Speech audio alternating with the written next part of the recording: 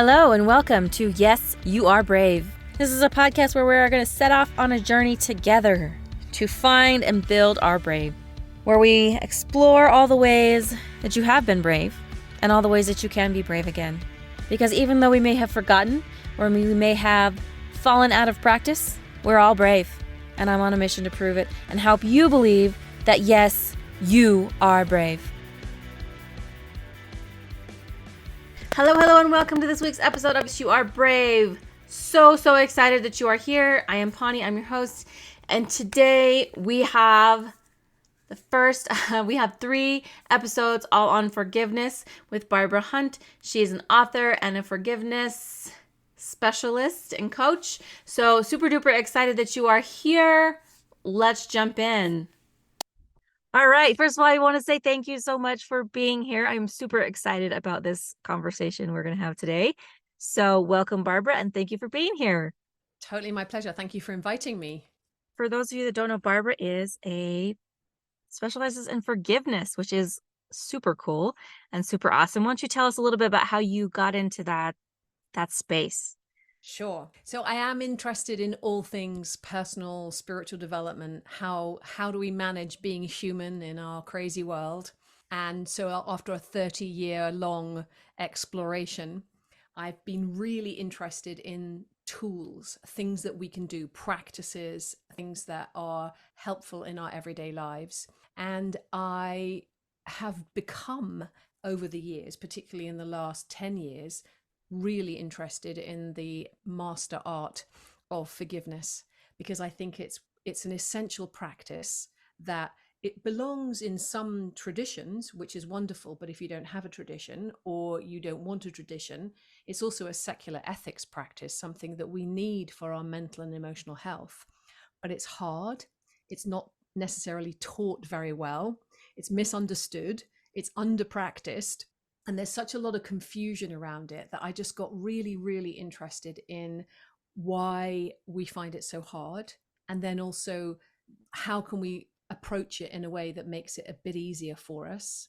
And what's it take to actually do it? What's forgiveness actually look like? And when I was doing some research and making some slides for a presentation a little while ago, there are no pictures of forgiveness. There's pictures of people holding feathers or things in their hands that say the word forgiveness, but because it's something that we can't imagine, because it's like letting go of something, it's a bit like letting go of an addiction or an old bad habit. We're undoing something. It's a non-doing, and that for our brains is really hard because we're stopping doing something, so we have to imagine not doing. And that's one of the many problems that we have in actually practicing it, is because we can't picture it. So that's just one place to start. But my interest really has snowballed over 30 years of being interested in that field and working on a retreat, and then ending up writing a book about forgiveness, and then ending up holding online forgiveness spaces. I also work one-to-one with people, and I also work with groups. And it tends to be around all of those things, but particularly forgiveness, because it's such a brilliant practice. I love that. I love how you called it a master practice of forgiveness and tools to like help you be human. Like, we don't talk about that a lot. Like, we talk about, oh yeah, you're just human, but like, what are the tools to like be a better human? And I love that. And I love what you said about it's a non-doing or an undoing, and it's hard for our brains to wrap around because it is a very, is it abstract? Is that the right word? Like concept? Yes. So I love that. So let's start with maybe why forgiveness is so important, and also maybe why it's so hard. That can we talk for a minute about that? Yeah, for many minutes on that. Why it's so important? So the reason I call it a master spiritual or secular ethics practice is because it's the work of the heart. It's about relationships. It's about how do you clear the field, clear the energy, or the dynamics between you and another person. And when I first was invited to think about the people I might need to forgive, I did this more than 30 years ago at a personal spiritual development training called the More to Life It's still going today, moretolife.org, and they do personal spirit development training. And on that training, they talk about forgiveness and resentment, which is the other side of forgiveness, is the build-up of the things that need to be let go of, the ill will, the grievances, the grudges, the gripes. Because sometimes people very hygienically say unforgiveness, but actually what we're talking about is shadow. We're talking about resentment. We're talking about hatred, revenge. We have to be willing to admit that. So there I am in this training room, and we're being invited to write down the names of the people that we need to forgive. So I wrote down, I thought, well, I'll lower my bar. So pretty much everybody I've ever met, probably one thing or another. And then I got to number 36 and thought, oh, I probably resent my mum as well. And I wrote my mum's name down. And that was really significant because what I was resenting her for was being ill. She had multiple sclerosis from the time I was 15. And that had a very dramatic effect on the whole family. And we don't like to admit as good people that we resent other people for things that are not in their control. And that was very significant. And for me, sometimes when we hear stories about forgiveness, they're very powerful stories of people forgiving things that most of us would think were unforgivable, in inverted commas, or really challenging circumstances. Someone is, family member is killed, maybe an accident or a drunk driver or deliberately. People are able somehow to forgive, even terrible things like, school shooters, or, like really terrible things. But we don't necessarily relate to that. We think, well, forgiveness doesn't apply to me because nothing big like that happened. My approach to forgiveness is about the everyday things. Resenting your parent for being ill, resenting your kids for not being perfect, because sadly, even my kid was not perfect. So we have this, partners are not perfect, siblings are not perfect, teachers are not perfect, best friends are not perfect. And being able to clear the slate of our relationships is a master skill, because often we just ignore things or we bury them a bit. But then when something happens, particularly like what this happens, particularly with our partners or our kids, something happens and then all of the old stuff suddenly gets splurted out, and you did that and you did the other. We kind of like have this kind of like grievance kind of like collection of all the things that you did wrong, and these are my grievances, and they are there live and well. And so what forgiveness is, so I'll start with the definition that I learned on that very day of forgiveness, because we collect these all up. So we've got like a big pile of stuff that we carry. These are all of our grudges and gripes and grievances and resentments.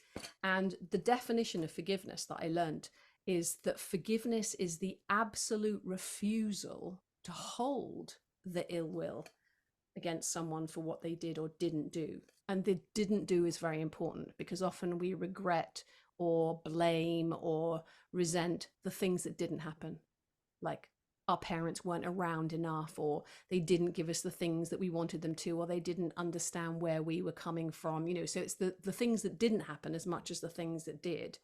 But we gather them all up. So the absolute refusal to hold them looks like that. And you can feel the difference. It's the letting. I'm refusing to hold it. And it doesn't mean, it definitely happened. You did that stuff. You did. And I've got a whole book here actually that tells you about all the things you did. I've kept a note in my heart. All of this stuff, we choose to not hold it. And that's what's powerful about forgiveness, is that you're choosing to not hold it. It doesn't mean you condone it. It doesn't mean it's okay. It doesn't mean you're glad about it. It doesn't mean even that you've learned the lesson or you're happy about the lesson, because sometimes that can be a really hard, almost spiritual bypassy thing, where we go, oh, well, it's all perfect that you were abused as a child because you learned a lesson. I don't like that particular approach, because you may learn lessons, but that's like saying that thing is going to always happen because there's a lesson to be learned in it, as opposed to, well, let's change and educate parents so that they don't abuse their children anymore. How about that? How about, we change the things, we litigate, or we take action, or we do the things that need to help us heal our trauma. But the letting go of the ill will, that's up to me. And that's such a powerful stance. And most of us think, I can only do this if you apologize, if you have admitted.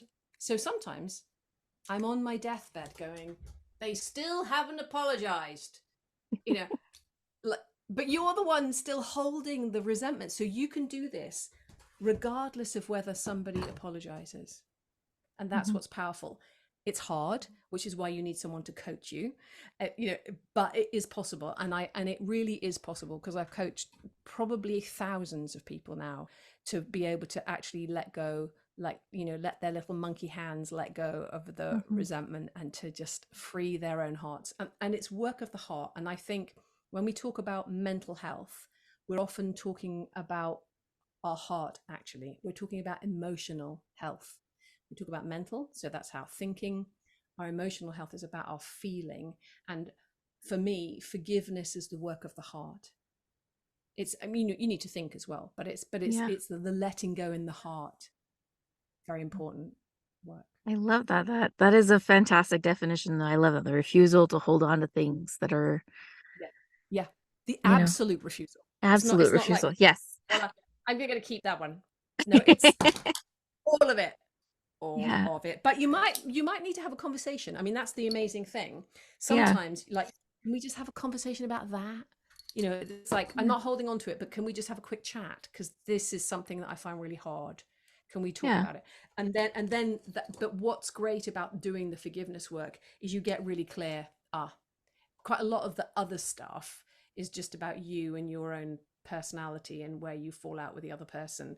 I used to resent my mum for wearing pop socks. That was nothing. She didn't need to know that. That was about me. But the thing I need to have a conversation about was that she wasn't connecting with me in her pain, which was understandable. But, like, Mhm. so that was the thing that was, Yeah. I felt shut out when she went inward because of her pain and her disablement. She got iller and iller. Yeah. So, yeah. And I love that visual of like you have all this stuff in your hands, but and I love that because too, it's like what can you not do if you're holding on to all of Yeah. these things? We're only human, we can only hold on to so much. And so I love when you put it all down, you put your hands up. Just it's free. What can you now do that your hands are completely free? I love that. Um, and I also love what you talked about, like the resentment of the smaller things and not the big crazy, because I almost think I don't know, maybe it's even easier sometimes to forgive the really big things because it's it's seen, it's acknowledged, I don't know if expected is the right word, but there's a lot of things to help you do the big things. But I want to talk for a minute about like the small things and kind of that everyday need for forgiveness and the people around us and for their even for their I don't know, shortcomings, like just forgiving them for being human and not being able to Yeah. give us what we need. So, Exactly. Exactly. And when I work with people one to one or even in groups, we do, part of the process is to confess the full extent of your resentment. So you're doing the whole process in your imagination. So you're not doing it with the other person in real life, because they won't sit there long enough to hear it all. But a therapist will. So it's a really good way of working through the material, because we do hold stuff, and it is the little things. And this idea that, um that's why I think of forgiveness as a practice. It's something that we do from time to time. A bit like yoga. You never say, oh, I've done yoga. it's it's an ongoing thing, and we need to think of forgiveness in the same way. It's a relationship hygiene, if you like, practice. And just like you take the bins out, so in the UK here we have different days for different bins. So once every 3 weeks for the big bins, and every week for the recycling bins, and every week for the food bin, and 2 weeks for the gardening bin. But it's like that. So you have a chance every now and then to empty the bins, and it's like emptying the bin of your heart. And if you have a little practice, when you first start doing forgiveness work, you might have a list of 36 plus, like I did. But I took time, I worked through it, I had help for the difficult things. Some of it I could do on my own. And what happens today is I still keep a list. It's much smaller, and it's in the back of my journal. And every now and then I'm thinking, oh, I can hear myself. I can hear myself. That resentment's come back again. Or, I've just started, the government or the weather. I'm a Brit, so obviously we resent the weather. That goes on there every now and then. You can put things on there like helicopters. Sometimes I have low flying helicopters because I live in the countryside. I have done forgiveness work on helicopters, and I swear it did change how tense I was. I used to get really Oh. to the point where I couldn't fall asleep. I'm like, there's another helicopter. I can hear it. It's miles away, but I'm kind of stressed and full of cortisol, can't sleep. I'm listening to it. They shouldn't be doing it, blah, blah. And then after I did my forgiveness work, I was able to yes, sometimes there are helicopters over where I live. And I did decide maybe I'd write to the people who are, so that we're near a military base. Could you practice somewhere else? Or, so sometimes there's something you can do. Like I said, we need to go to somebody with something and have a conversation or write a letter. But a lot of the time it was just me not able to do anything about what the circumstances were. And with the little things, it's the same. It's like you said, if it's a big thing, we know we're completely out of control. It's maybe an act of fate, or somebody being in the wrong place at the wrong time, or whatever it is. So those things, you can't really blame necessarily something that's completely out of your control. But when it's your partner, you think, well, they should know better, or my kids, like I've nagged them about that 1,000 times, so why aren't they doing it? So we have a different attitude when it's little things, but it's still there all gathering up, and it's making, like you said, imagine the feeling of spaciousness in your heart when you're not having those things in there. And I like to think it's a bit, like Velcro, where those things hook us all the time, whereas when you've done your forgiveness work, you're more like Teflon, and those things just slide off. You don't get hooked as much, and sometimes you get hooked back again, and then you just do your practice. That's why it's so beautiful to have a practice. You start feeling resentment or anger or grievances or grudges or whatever, and then you do your work. And sometimes you need to have a conversation, sometimes you just need to let it go. That's awesome. And I love the story about the helicopters. Like, how often do we have these things that like we resent that we don't like? I would have never thought about that, but like that's, Yeah, you know, it works on helicopters. yeah. So if it works on helicopters, it could work on pretty much anything. Mm-hmm. And I love what you said about having a practice. Can we talk a little bit more about like what would like a forgiveness practice maybe look like Yeah, for like these small things and stuff? yeah, yeah. Well, one of the things is to become sensitive to when you're holding a resentment or a grievance. So you need to decide for yourself, oh, actually I can't just let this go. It's bugging me. Something happened last week and I'm still thinking about it next Tuesday. You write that down. You become aware of, when am I holding resentments, and you then start keeping a list. And the list is a rolling list, like a shopping list. You never really, Mhm. like maybe you do buy everything on the list, but then like you get home and you think, oh, I forgot to get eggs or whatever it is. So you write down the next thing. And that's what my forgiveness lists are like. So part of the practice is having a list, and then the next thing to do would be to just take a bit of time to do it, like it's a mental health practice, like it's something that's going to improve your relationships. Because we do, I mean, I think now it's so hard. There's so many things for us to do. We have to, exercise and, make sure we're kind of like running our houses perfectly and taking care of the children and holding down a job and being a good friend and a partner and blah, blah. And so you're thinking, oh God, I have to do a forgiveness practice as well. But actually, a little bit of forgiveness practice doesn't have to take ages. Just like a meditation practice, you only really need to be doing 5 minutes a day for it to be a practice. And then sometimes maybe you do longer, and then maybe you extend the time, and you have to take the time away from other things like maybe Netflix or other things that aren't quite so maybe you know Yeah. liberating. But it's so it's also making time. And then if you do need, if it's a big thing, so I've worked with lots of people who had experienced significant trauma in their childhoods or in their marriages or whatever. So if it's you have significant trauma, definitely work with somebody, so a forgiveness coach or somebody who does similar kind of work. Like the journey is a sort of modality that's very similar. or your therapist, like, or a trusted friend. You actually need support to go through the steps of the process. But a lot of it you can do on your own. So sometimes if I'm got a long car journey, I'll clear out my field, usually for the people I'm about to visit, like my brother or his partner or whatever.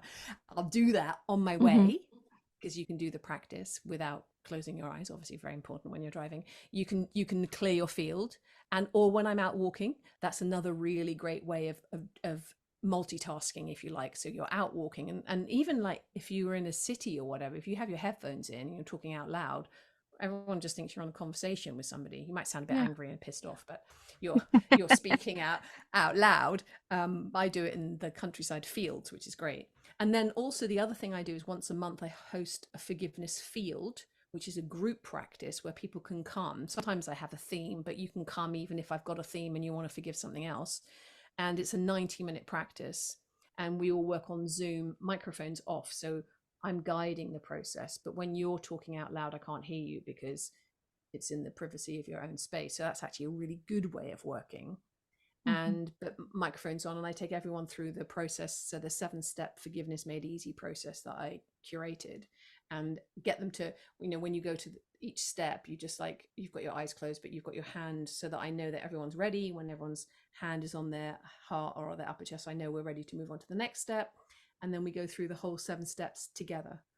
And then it's a very powerful practice. People cry, people feel much lighter afterwards.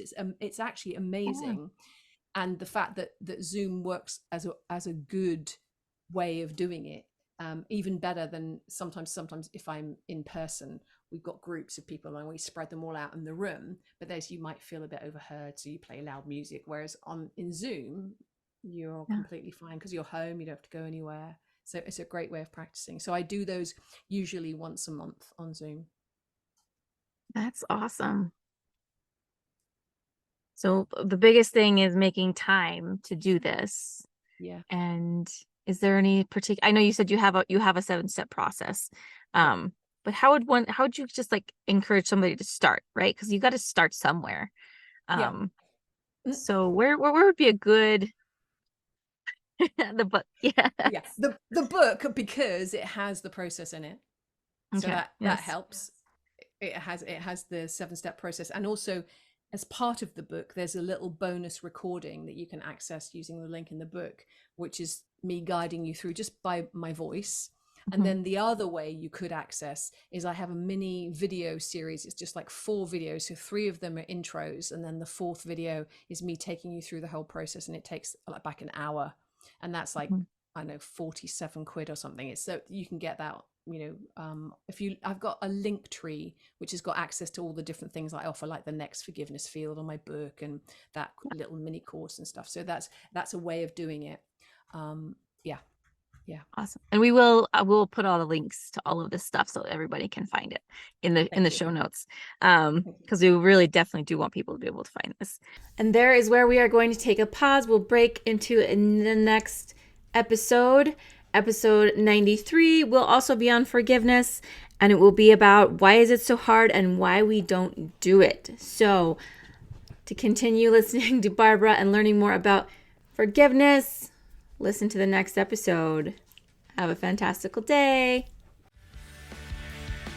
Thanks for listening, and if you enjoyed what you've heard today, please leave a review down below and share this with anyone that you feel like could use a little more brave in their life. And if you'd like to follow more of my journey to be brave, you can follow me on social media and link down below. Have a fantastic day, and don't forget to be brave.